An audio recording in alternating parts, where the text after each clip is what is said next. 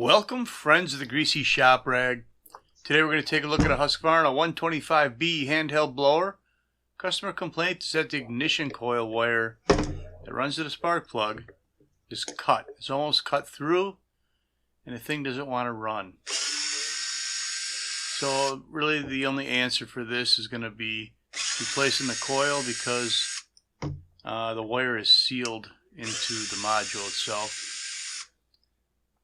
First thing we want to do is take the starter rewind off of the machine, and there's 4 fine thread screws that hold it on, and then the top of the handle has 3 coarse thread screws. We'll remove those as well. Now once you have those 7 screws out, this cover will come right off, and there's our muffler heat shield. We are going to pull the spark plug out and look in the cylinder because we saw that the carburetor was loose. You know, we want to get that tightened up. But there was an air leak. So this thing may have ran lean, and we just want to make sure that this repair is worthwhile. I mean, if that cylinder is scored, we're not moving forward with this. So I'm putting the spark plug back in. That must mean that it looked all right in there. But our goal right now isn't to replace the ignition module. There's a little bit more work ahead of us. We want to tighten up that carburetor. There's 2 screws underneath the intake that come loose, and we got to gain access to those screws. First we're going to remove the screw that holds the tube in place, and then we'll flip the machine over and remove all the screws that hold this housing in place. These are all coarse thread screws just running into plastic, so taking them apart isn't that big a deal, but when you put it back together, make sure you're using, if you're going to use power tools, you're using something with a clutch on it set to a pretty light setting.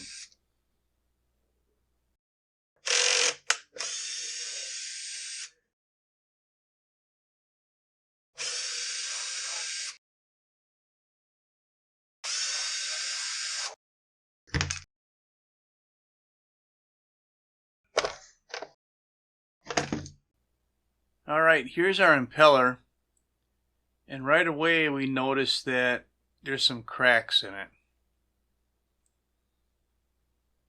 The impeller's got to come off so we can gain access to the engine mounting bolts that are behind it. But we're not going to put this cracked impeller back on. In fact, there's a service bulletin out from Husqvarna. Different impellers go with different crankshafts. There was an update. In this case, I know I have a used impeller, and we're just going to swap out the old impeller and keep moving forward. So these 3 screws that hold the engine to the housing here, sometimes they can be tricky. Sometimes you'll find that they're broken or that the engine housing is broken. In that case, usually we abandon the machine, or abandon the repair, I should say. So there's 2 engine mounting bolts on this side. They just run into plastic. And there's 2 screws that hold the fuel tank on as well. Now that we have all those screws out, we can kind of pull the tank out of the way, tip the motor up, and you can see how loose that screw was there on the bottom of the intake. We'll get them good and tight, and then that should snug up our carburetor.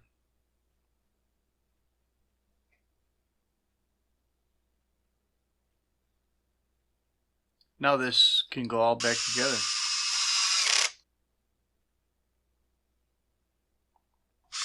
Again, we're just going into plastic here, so be careful.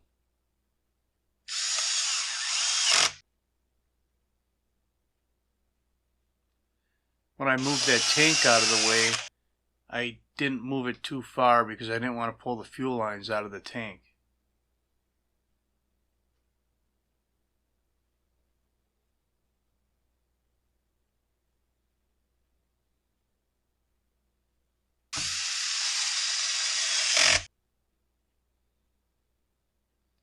Now these screws here should be pretty tight, but you know, we don't want to strip them. Here's our impeller adapter. It's got a D shape to it and it fits over the crankshaft.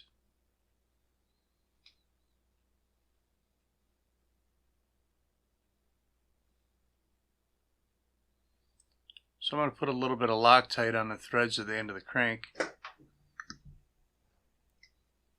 Here's our used impeller that we're swapping out. Flat washer, cupped washer,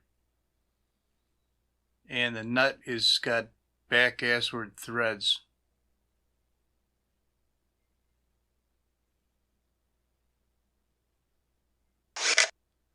I'm just going to lightly buzz it down with the impact, and then I'll snug it up with by hand.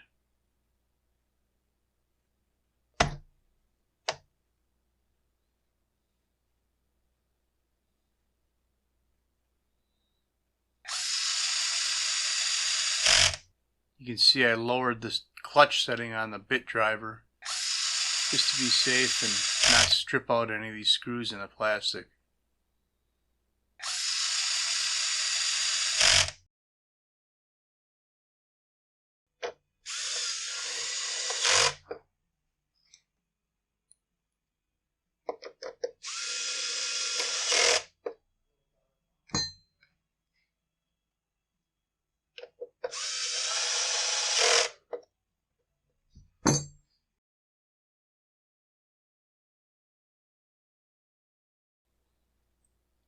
I don't know why when I took that one screw out of there I whipped it up to the front of the bench, but that's where it was hiding.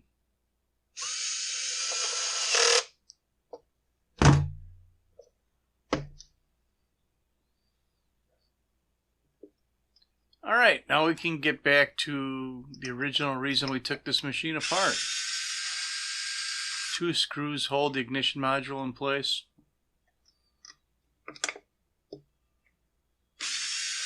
There's going to be a ground wire underneath one of the screws.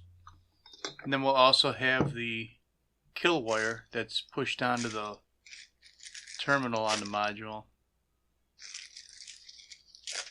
Here's our new ignition module.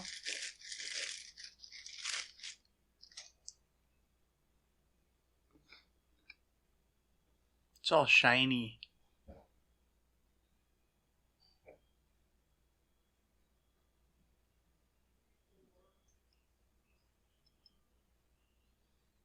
We'll pick up our ground wire underneath one of the screws. And I'm not running the screws down tight right now, we're just picking up the slack in them. I like to use this metal feeler gauge to set the air gap. It doesn't give or flex or compress like a paper gauge might.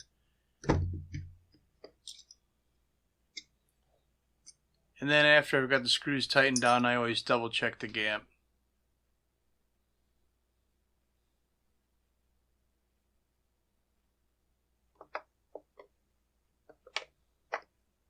Muffler heat shield.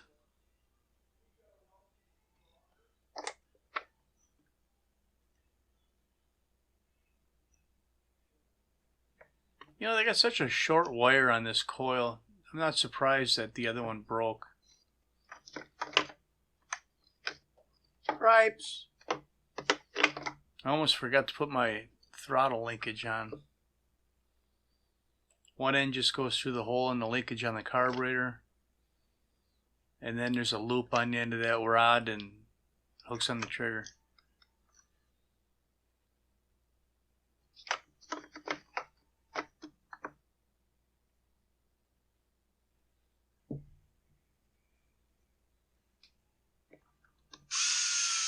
When you put that side cover on, just make sure you got the stop switch lined up in both halves of the housing.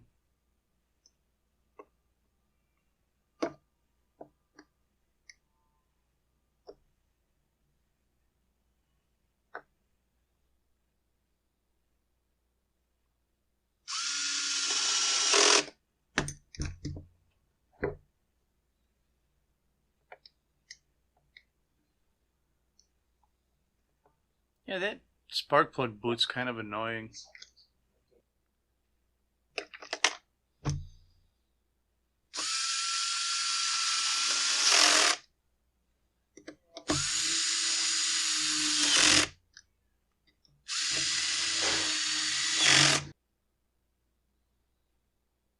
Alright, we've repaired the broken impeller. We've tightened up the intake. We replaced the bad ignition module. What's left?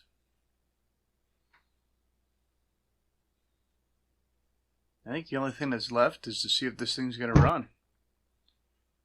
So that's all I got for you on the Husqvarna 125B ignition module swap. Thanks for watching. Later.